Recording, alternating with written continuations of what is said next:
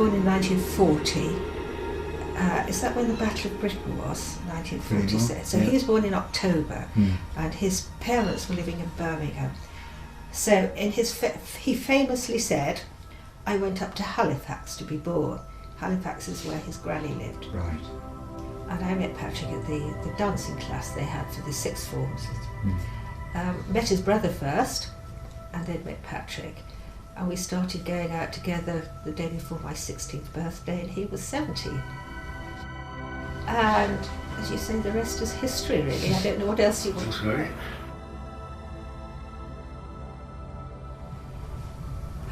Trying to think, 70, 72 became comprehensive, didn't it? And he didn't like teaching anymore. Well, he didn't like teaching much anyway, but he'd had a year teaching art, although he wasn't actually qualified to teach art. He was mostly teaching languages.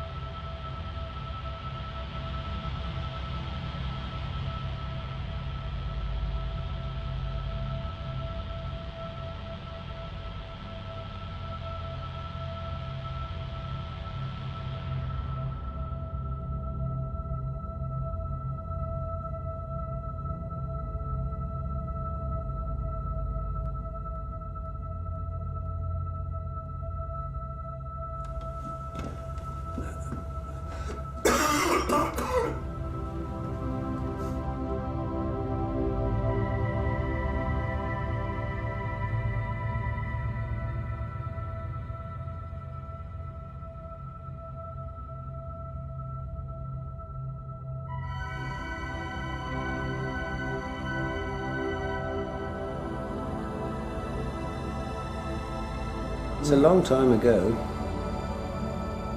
It's been to loads of other places, all through this. Ooh. Oh, wait a minute. My found coin collection today. This is today's coins. It's 10, only £1. And these are your oil colours. It's not really necessary, but when I do that walk, it always makes me better. Oh, good for you. Yeah, sometimes by bike I find loads of other things like that. So what's these then, And I Patrick? gave it to the police. So what's this close-up the best? Oh. Ah, these are your best glasses. Well, it's the first time I've seen you with glasses on. I just do it when I do paintings, but it's not the same.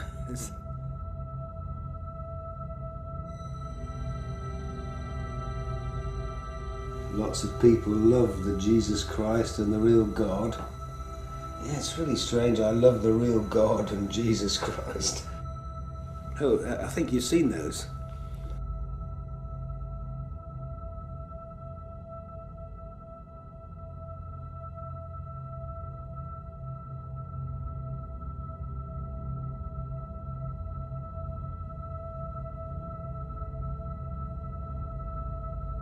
Human beings will be in charge of evolution, and they'll be flying like angels. Flying like angels.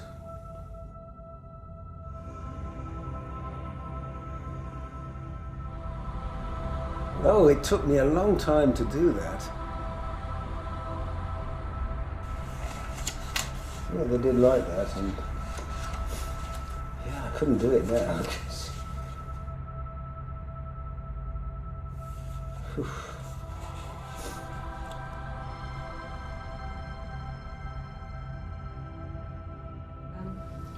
And he just decided to give up, and he went to London with some of his paintings and got book jacket covers just to make some money. Yeah. And that was it, he hit the sweet spot of the... Well, the really sweet spot that he hit was he decided, and I can't remember why, that he would take his paintings to Christie's and show it to them. So he went to Christie's and they got their art expert down and they looked at them and they said, well, these are not paintings, these are reproductions. And he said, no, they're not. Gotcha. I know they're not. I painted them. They said, no, their reproductions go away. So he went to Sotheby's. Yeah. And Sotheby's looked at it and they said, wait a minute, we'll get our man who deals with illustration and toys and so on. And along came Mike Heseltine, who said, oh, you're my brother's friend, aren't you? You know David. And it was really Mike who then opened doors for him. It's just a lucky coincidence. My brother David was teaching at Falmouth School of Art, or College of Art, and he met Patrick as they were sort of both artists working in the same sort of town. And as far as his work is concerned, it's quite fantastic. It really is. He's one of the finest painters working in this sort of field. This I haven't got, but I think it's fascinating because I think of the 19th century fantasy people like Lewis Carroll, who of course wrote The Hunting of the Snark. It's quite appropriate that Patrick should illustrate a modern edition of it. And everything is so beautifully finished. Each print is wrapped in sort of marbled paper, and the ties to the portfolios are beautifully placed. You know, they're not something he's bought from Ryman's or anything like that. He's actually made the whole thing from scratch. Beautifully printed on superb paper.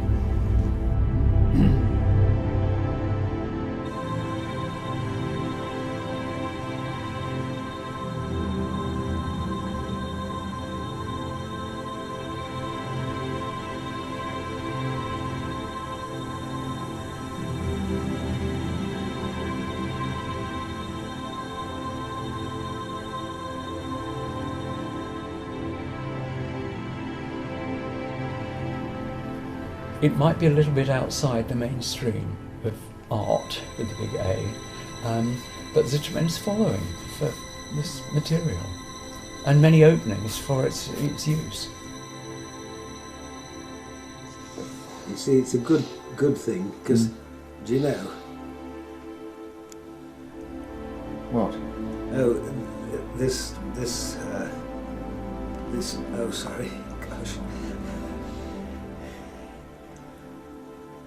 Is it about God again? It wasn't true, but there was another place, and that everybody was died and things, and after that they went to this place. It's not true, but well, you can see. Is there another? Patrick suffers from what's called Pick's disease or Pick's dementia, which is where you get in the nerve cells there are some proteins, and I think what happens is you get more proteins in people who have Pick's disease, and it blocks the messages to the nerve endings. So although he used to speak French, German and Spanish fluently, and a bit of Italian as he always says, he now struggles with English, and he can do lots of things, but he doesn't really understand a question if you ask it to him. His memory of images is still very good, but he might not be able to describe what's in it. And it's ongoing, and there's no cure. He used to do the garden was lovely, the house had to be immaculate, the paintings had to be immaculate. I can't get him to mow the lawn, I can't get him to do anything in the house. And the other thing is obsessional behaviour. He was always quite obsessive, but at the moment the obsession is with collecting wood and sawing it up for the wood burning stoves. So if you've seen, he's doing that all day, every day now. And that's partly him, and I think partly the condition. And if it makes him feel good, that's fine. It's better than just sitting in a chair doing nothing, which maybe will happen further down the line, I don't know.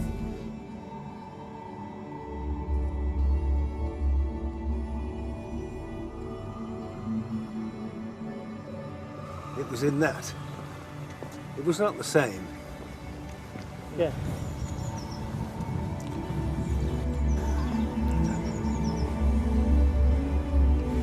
Do you want to go to the other one? Have you been loads of other places?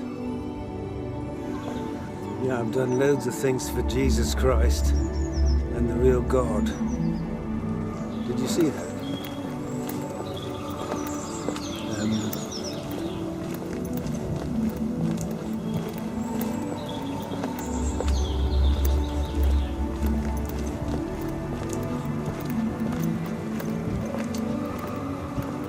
Oh yes, sometimes you'll see angels. It's not true. But they dropped me loads of coins today. It's not true.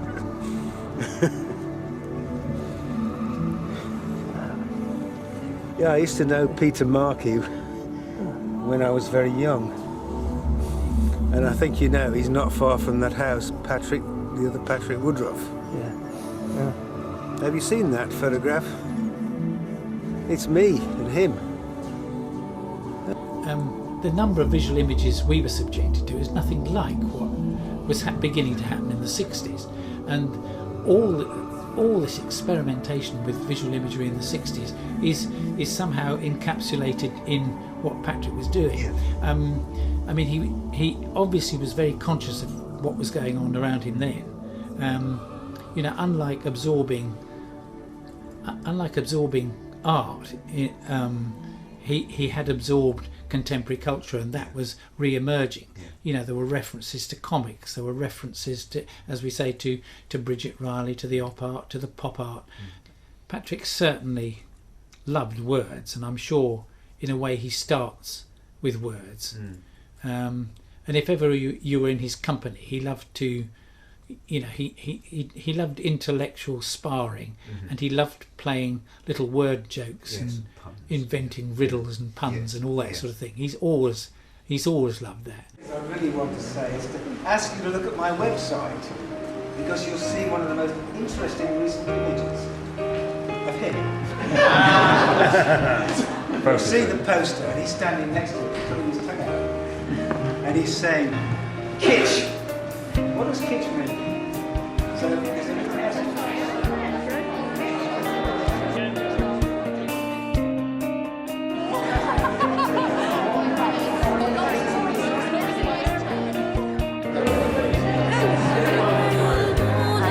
Hello, Patrick. How are you, darling? I send my love. Yeah, well, it's good. Come and say no to Martha.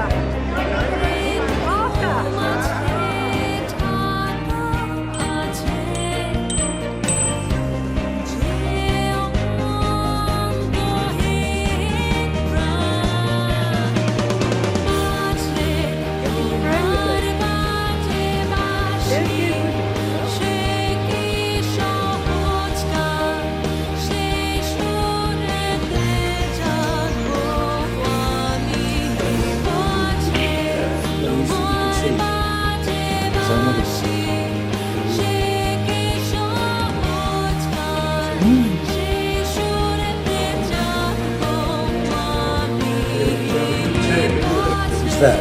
Green art.